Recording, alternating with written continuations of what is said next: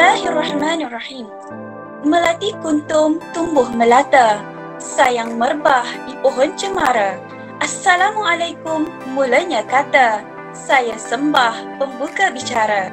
Saya Amira binti Imran sebagai moderator webinar kita pada hari ini. Hadirin sekalian, topik kita pada hari ini ialah kesantunan berbahasa, identiti keluarga Malaysia. Sebelum saya memulakan perbincangan, saya ingin memperkenalkan ahli-ahli panel kita yang sudah tentunya hebat.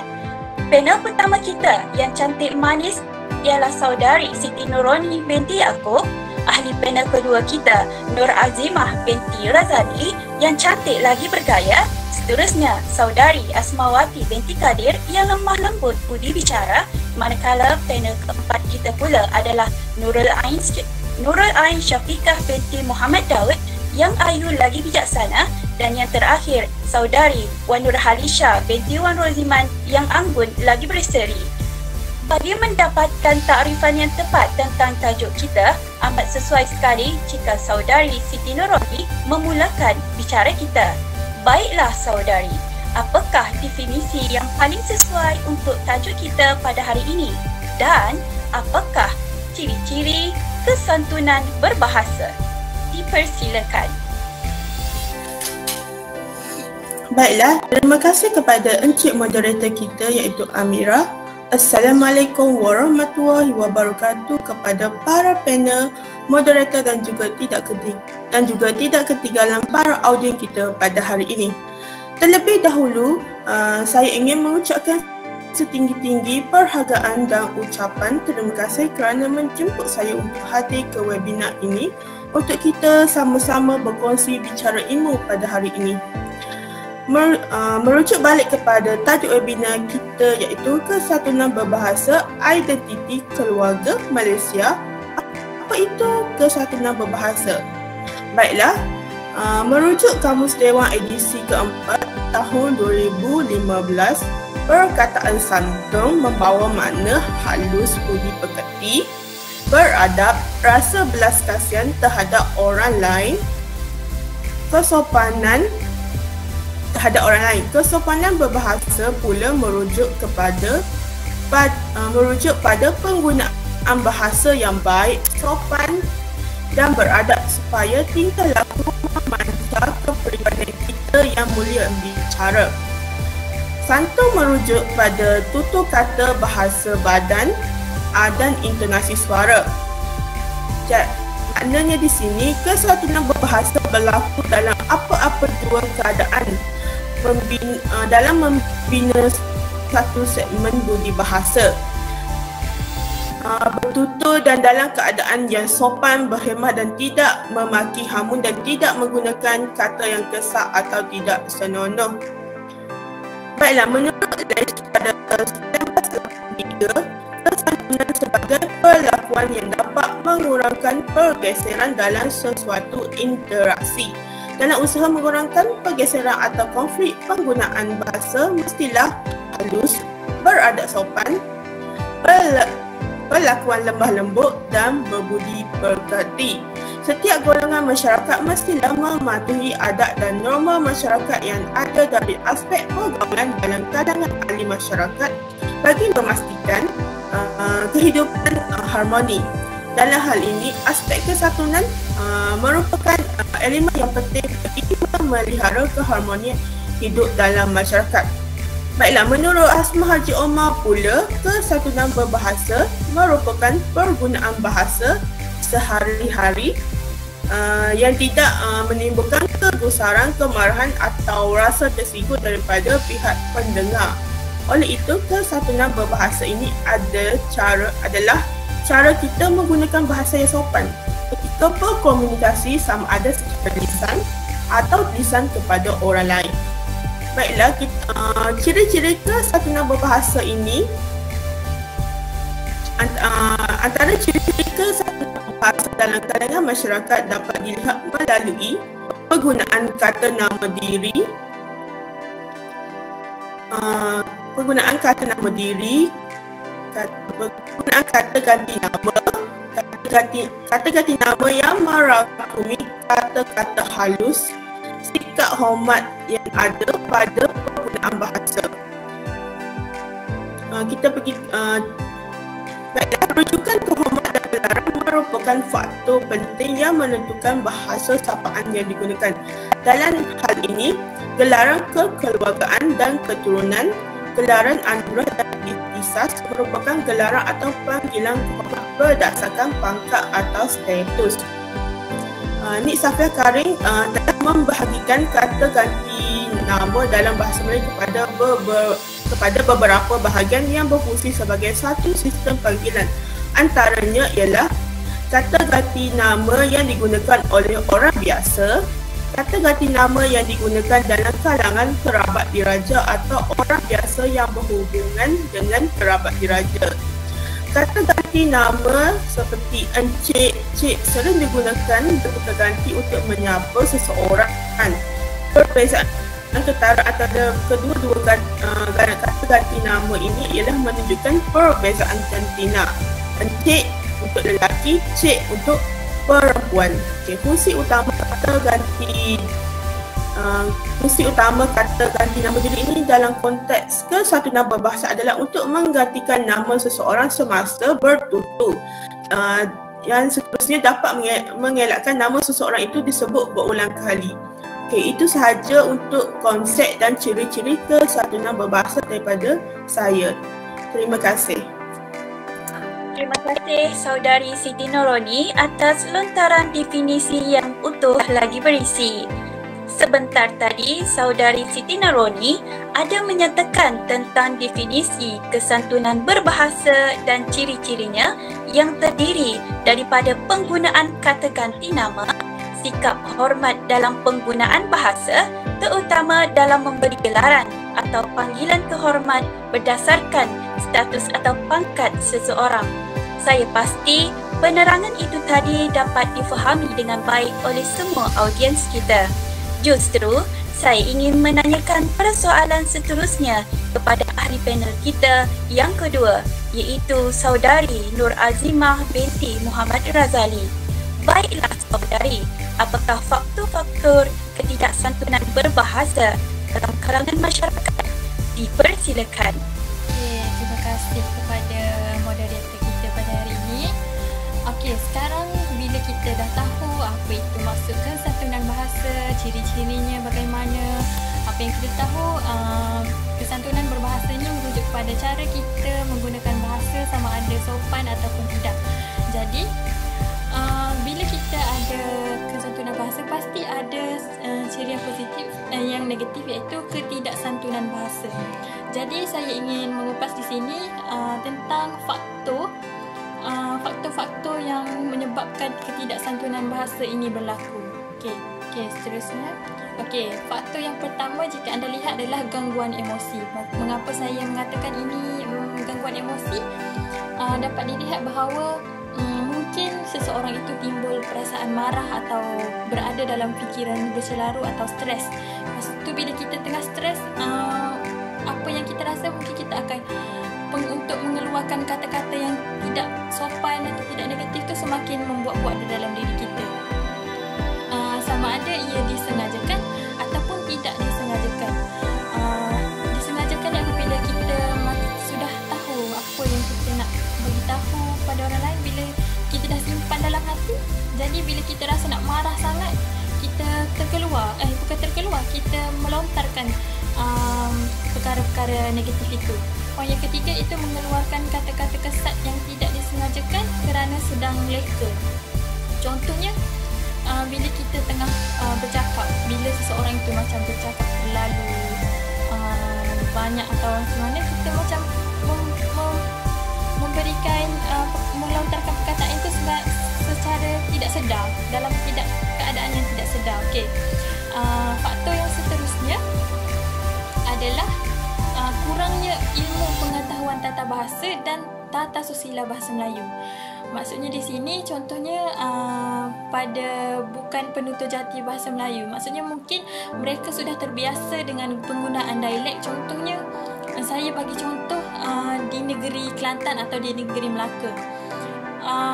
mereka sudah mungkin mereka sudah lahir dengan bahasa ibunda dan sudah terbiasa dengan dialek itu sejak dari kecil, dan mereka mengeluarkan mungkin seperti yang kita pernah tengok, ada dialek negeri Kelantan, ada orang kata bahasa dia menggunakan bahasa yang tidak sopan. Mungkin mereka sudah terbiasa dengan dialek itu sejak dari kecil, dan bila mereka berada di mana-mana situasi atau tempat, mungkin mereka mengeluarkan kata-kata seperti itu. Seterusnya adalah mungkin mereka kurang ilmu pengetahuan tentang tata bahasa, mungkin mereka tidak pernah bersekolah. Contohnya kita lihat ada pelajar, bukan pelajar, individu yang tidak bersekolah, mungkin kekurangan dari segi kemampuan atau sebagainya. Kita lihat cara percakapan mereka, ada setengah tu lain. Mungkin mereka sudah tidak tahu macam mana untuk menyusun kata-kata dan sebagainya. Okey, ada juga yang bersekolah tapi pengetahuan tentang tata bahasa mereka lemah. Jadi mereka tak tahulah, sama seperti tadi, mereka tidak tahu macam mana cara untuk menyusun kata-kata supaya lebih sopan dan tidak menunjukkan perkara yang negatif. Okey, faktor yang seterusnya, iaitu faktor yang terakhir, apa yang saya lihat adalah dari segi pengaruh media massa. Media massa ni adalah seperti Instagram, Facebook, Twitter, dan surat khabar juga ada terlihat unsur-unsur ketidaksantunan berbahasa ini. Okey, bila kita lihat dalam media massa ni, penggunaan kata-kata yang tidak sopan tu semakin menjadi-jadi, semakin meluas. Maksudnya di sini mungkin kita semua ada media sosial tu. Bila kita lihat bila seseorang itu membuat postingan atau membuat naik satu gambar dan membuat postingan dan tulisan, orang kata apa, orang panggil status apa semua tu, bila kita lihat ada penggunaan yang kata-kata kasar. Contohnya terutama dari segi remaja, mereka mungkin mengeluarkan kata-kata kesat lah, macam contoh, saya bagi contoh sahaja, macam weh, bodoh, macam tu. Bila kita lihat perkara tu macam sudah menjadi-jadi, sudah macam terbiasa dengan mereka. Okey, jadi dapat saya simpulkan di sini bahawa ketidaksantunan berbahasa ini memang sudah terbiasa dari segi masyarakat kita pada masa ini, dan memang tidak patutlah kita terapkan perkara-perkara yang seperti itu. Jadi saya harap kita semua masyarakat di luar sana dapat mengambil iktibar dan melihat semula apa yang menjadikan penyebab kepada ketidaksantunan bahasa ini berlaku. Okey, itu saja. Sekian, terima kasih. Terima kasih Saudari Nur Azimah binti Muhammad Razali atas penjelasan itu tadi. Berdasarkan apa yang telah diperkatakan oleh Saudari Azimah, terdapat beberapa faktor yang menyebabkan ketidaksantunan bahasa berlaku dalam kalangan masyarakat kita pada hari ini, iaitu wujudnya gangguan emosi, kurangnya ilmu pengetahuan tata bahasa dan tata susila bahasa Melayu, serta pengaruh daripada media massa. Seterusnya, saya ingin meminta pendapat panel ketiga kita, Saudari Asmawati binti Kadir. Soalan saya, pada pandangan saudari, apakah kaitan antara kesantunan berbahasa dengan keluarga Malaysia? Dipersilakan. Baiklah, terima kasih Cik Moderator, Cik Amira binti Imran. Okey, saya akan menjawab soalan yang diajukan. Dengan keluarga Malaysia terdiri daripada masyarakat yang berbelah kaum. Seperti yang kita sedia maklum, secara umumnya masyarakat Malaysia bagi kepada 3 kaum yang besar, iaitu Melayu, Cina dan juga India. Jadi walau bagaimanapun masyarakat kita ni tetap sering mengamalkan sikap kekeluargaan yang harmoni dan sejahtera. Kesejahteraan ini dipelihara oleh semua golongan masyarakat melalui pelbagai cara, dan salah satunya adalah dengan mengamalkan amalan kesantunan dalam berbahasa. Walaupun masyarakat ini mempunyai peraturan bahasa yang tersendiri. Jadi kita mempunyai Melayu mempunyai bahasa dia, Cina bahasa dia dan India bahasa dia. Hal ini dikatakan demikian kerana masyarakat Malaysia yang sudah dianggap sebagai keluarga ini sangat menitik beratkan gaya pergaulan antara satu sama lain lah, dengan membudayakan bahasa yang halus dan juga sopan. Bukan itu saja, masyarakat kita juga berkomunikasi antara kaum dengan menggunakan bahasa rasmi negara, iaitu bahasa Melayu. Jadi adab atau tingkah laku masyarakat juga menggambarkan kesopanan dan kehalusan dalam pergaulan, yang mana adab ini juga dapat menonjolkan kepribadian seseorang dalam bergaul kepada pihak lawan bicara. Jadi tidak dinafikan juga bahawa terdapat segelintir masyarakat yang sombong dan tidak menghormati orang lain dalam berbicara. Sebagai contoh, segelintir pihak yang suka bercakap sambil lewa dengan orang yang biasa dan suka merendah-rendahkan orang lain. Namun masih banyaklah masyarakat Malaysia yang sentiasa mengamalkan sikap berbudi bahasa dalam pergaulan.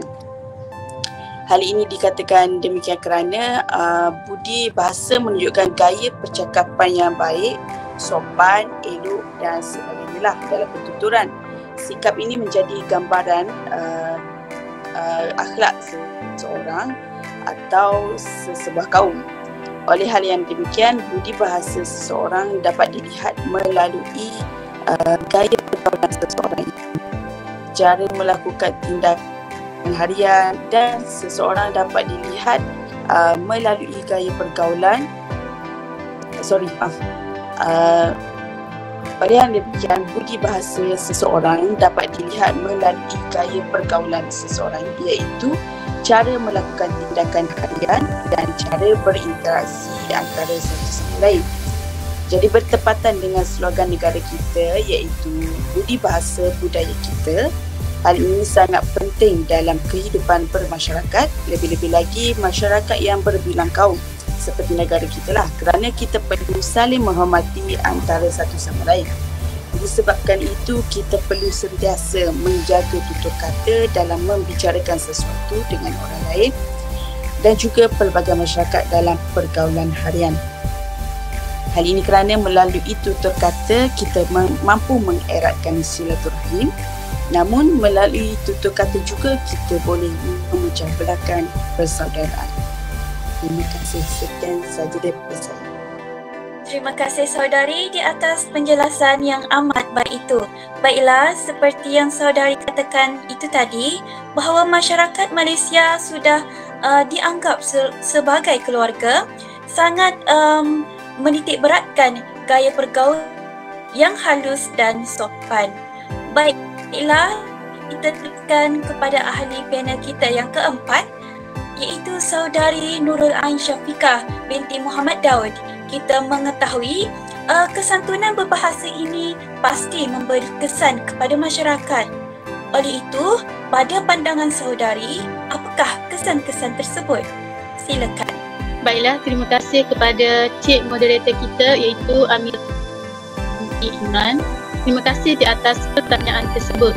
Sebenarnya, seperti yang kita ketahui, rakyat Malaysia ini sebenarnya mempunyai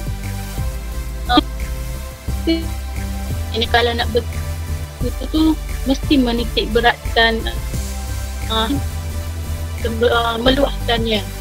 Oleh itu disebabkan peredaran zaman yang semakin moden dengan teknologi sosial, media sosial, penggunaan bahasa ini dilihat begitu hilang ataupun amalan kesantunan bahasa ini hilang dalam diri masyarakat. Kalau boleh, biarlah slogan kebanggaan kita seperti yang panel ketiga kita katakan tadi, iaitu budi bahasa budaya kita bertepatanlah dengan masyarakat kita. Kita perlu membudayakan kesantunan berbahasa ini. Namun begitu, perkara ini mestilah ditangani dengan segera kerana kesantunan berbahasa dapat memberikan kesan yang positif kepada masyarakat dan negara. Pertama sekali, sudah pasti kesantunan berbahasa ini akan mewujudkan suasana yang harmoni dalam masyarakat. Hal ini demikian kerana dengan penggunaan bahasa yang halus dan sopan, hidup bermasyarakat ini perlulah mengamalkan bahasa yang sopan supaya tidak timbul isu yang tidak baik dalam masyarakat seperti isu perkauman dan sebagainya lah yang akan merosakkan keharmonian. Dalam hidup bermasyarakat ini pasti ada perkara yang perlu ditegur untuk kebaikan bersama, tetapi bahasa apabila memberikan teguran itu mestilah sopan dan tidak bukannya kata-kata yang kasar supaya masyarakat ini terus bersatu, sebab pastilah tutur kata itu akan mendatangkan pergaduhan, ketidakharmonian dalam masyarakat. Jadi kita kenalah bertutur dengan perkataan yang sopan. Kadang-kadang sebab bahasalah kita berpecah belah dan sebab bahasa jugalah kita bersatu. Apa salahnya kita perbaiki tutur kata kita untuk kebaikan semua. Dapat saya tegaskan bahawa bahasa mencerminkan kepribadian kita. Oleh itu, saya menyeru agar masyarakat membudayakan kesantunan bahasa dalam masyarakat. Baik, seterusnya, kesan kesantunan bahasa juga akan melahirkan modal insan yang berkualiti yang sudah pasti akan memberi manfaat kepada negara. Seperti yang saya katakan sebentar tadi, budi bahasa mencerminkan kepribadian diri. Pengaruh yang baik seperti kesantunan bahasa kepada masyarakat akan membuat masyarakat mempunyai menolong, hormat menghormati, saling dan kesantunan berbahasa ini akan melahirkan masyarakat yang cemerlang seperti yang diinginkan oleh negara. Baiklah, untuk kesan yang ketiga ini ialah memberi imej yang baik kepada negara. Negara kita akan disenangi oleh negara luar kerana keramahan dan kesantunan masyarakat. Oleh itu, ini akan menggalakkan kedatangan pelancong. Sebenarnya, kesantunan ini salah satu faktor dalam menarik pelancong ke negara kita. Terima kasih atas pandangan saudari. Berdasarkan apa yang telah diperkatakan, dapatlah dirumuskan beberapa pesan yang dapat kita perolehi melalui kesantunan berbahasa kepada masyarakat dan negara. Antaranya ialah dapat mewujudkan suasana yang harmoni dalam masyarakat, dapat melahirkan modal insan yang berkualiti dan dapat memberi imej yang baik kepada negara. Baiklah, kita teruskan dengan ahli panel kita yang terakhir, iaitu Saudari Wan Nurhalisha binti Wan Roziman. Soalannya ialah, apakah langkah-langkah untuk meningkatkan kesantunan berbahasa dalam kalangan masyarakat? Dipersilakan. Okey, baiklah. Terima kasih saudari moderator Mira binti Imran yang cantik lagi manis.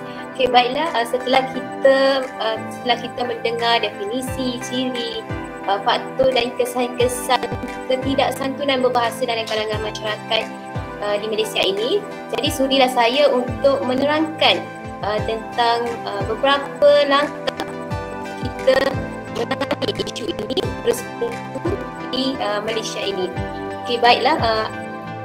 Langkah-langkah untuk menangani isu ketidaksantunan berbahasa di Malaysia ini terdiri pada beberapa aspek, iaitu aspek individu itu sendiri, aspek keluarga, aspek sekolah dan media massa. Jadi terlebih dahulu kita lihat kepada aspek individu, yang mana individu itu sendiri perlu memilih akan memiliki sifat mulia dan sentiasa bersikap lemah lembut, sopan santun. Individu itu sendiri perlulah menjadikan diri mereka sebagai contoh individu yang memiliki sikap kesantunan berbahasa yang tinggi dalam diri pada masyarakat. Maksudnya individu itu perlulah menunjukkan contoh yang baik, sifat yang baik kepada masyarakat.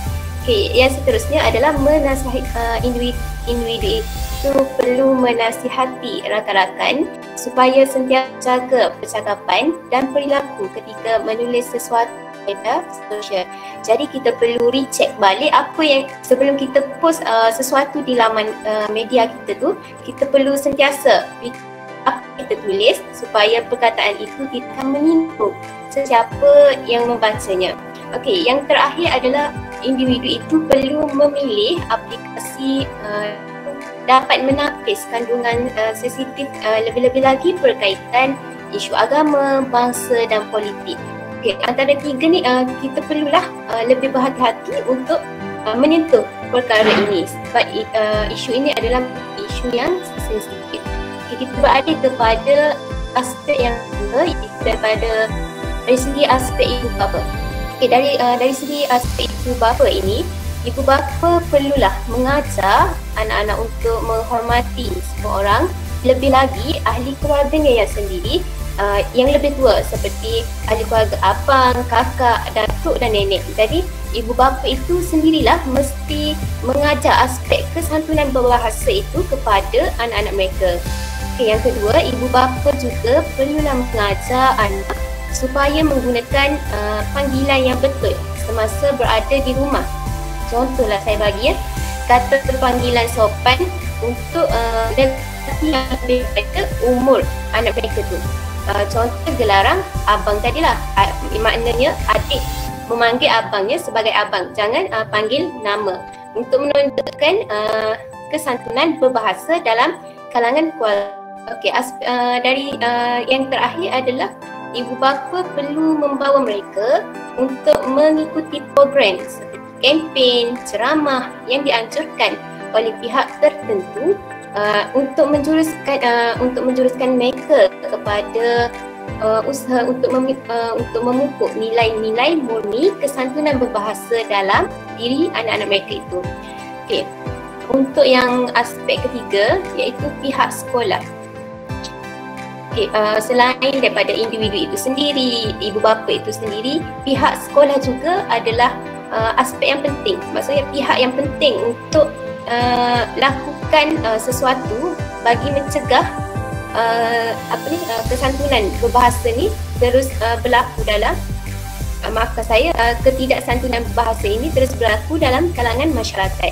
Jadi pihak sekolah itu perlulah memberi nasihat kepada pelajar agar sentiasa mengamalkan nilai-nilai murni seperti sentiasa bersikap rajin, bertanggungjawab, prihatin dan sebagainya dalam kehidupan mereka.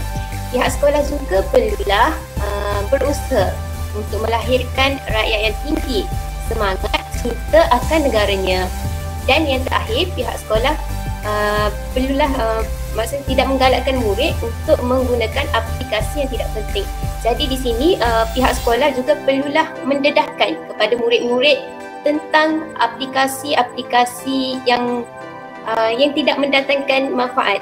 Contohnya sekarang kita boleh lihatlah penggunaan seperti aplikasi Facebook atau Instagram, TikTok yang maksudnya penggunaan kesantunan berbahasa tu semakin kurang dalam kalangan masyarakat, terutamanya dalam golongan anak-anak muda pada zaman kini. Jadi pihak sekolah perlulah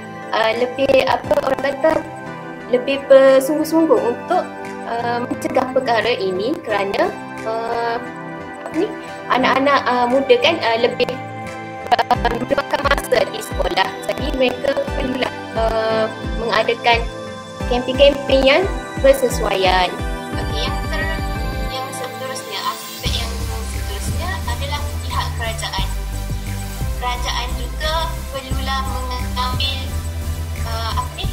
mengambil minat untuk kita cegah perkara. Maksudnya pihak kerajaan jangan melepaskan tangan untuk biarkan isu ini terus berlaku.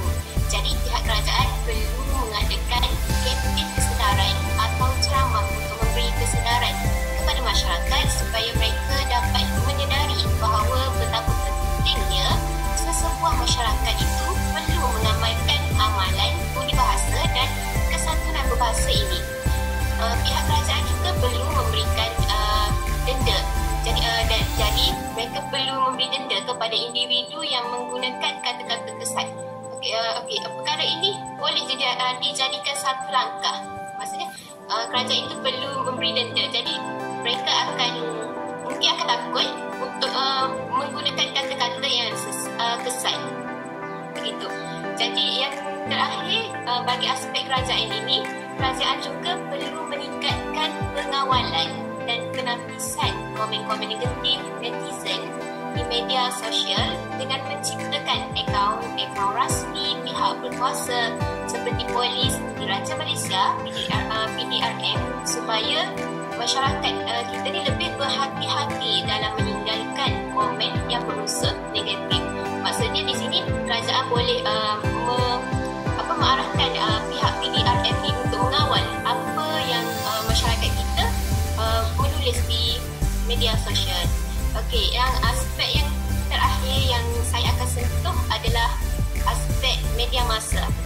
Okey, sudah pastilah kini kan kita media massa ni merupakan satu perkara yang tidak asing lagi dalam kehidupan kita, kerana kebanyakan kita akan menggunakan media massa untuk berhubung dengan seseorang. Jadi media massa ini boleh digunakan untuk memupuk nilai murni. Maksudnya kita gunakan media massa ini untuk kita sebarkan nilai-nilai murni dalam itu. Jadi apabila masyarakat baca, dia akan memberikan kesedaran.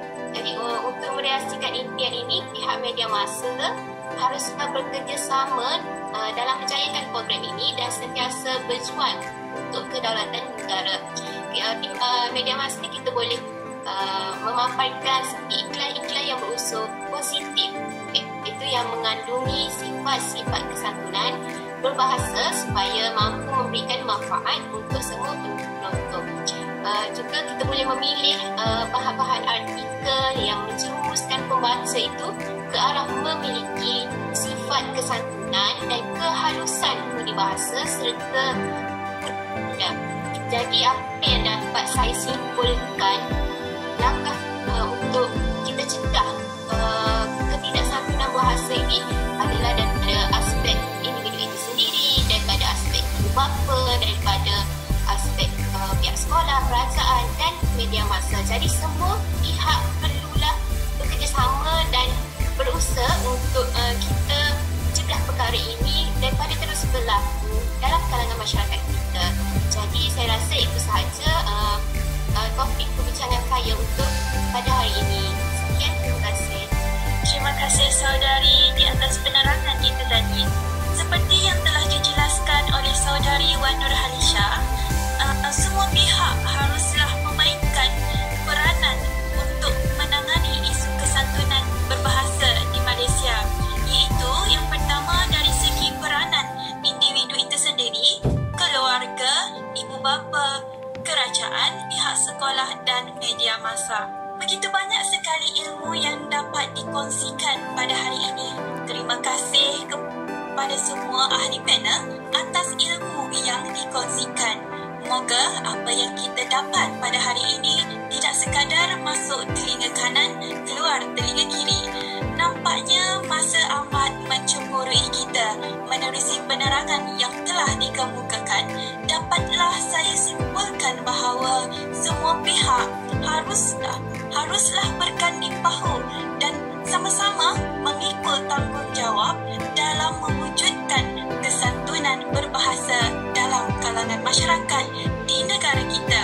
Hal ini kerana melalui kesantunan berbahasa dapat mewujudkan identiti keluarga Malaysia yang harmoni dan sejahtera.